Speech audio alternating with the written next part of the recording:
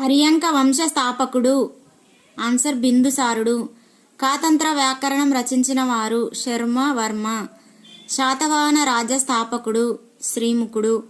దక్షిణ పదేశ్వర బిరుదు గలవారు రెండవ పులమావి. బృహత్ కథా గ్రంథ రచయిత గుణాఢ్యుడు. రసరత్నాకరము అను గ్రంథం దీనికి సంబంధించింది. రసాయన శాస్త్రం. సంగమ యుగంలో పాండ్య రాజధాని మదురై. చేర చోళ పాండ్య రాజ్యాలను కలిపి ఈ విధంగా అనేవారు తమిళం. చోళుల కాలంలో విద్యా నిలయంగా ప్రసిద్ధి చెందినది కాంచీపురం. చైనా సేనాధిపతిని ఓడించి దేవపుత్ర బిరుదు పొందినవారు కనిష్కుడు. షోడశ మహాజనపదాలు డాష్ శతాబ్దం నాటికి ఏర్పడ్డాయి.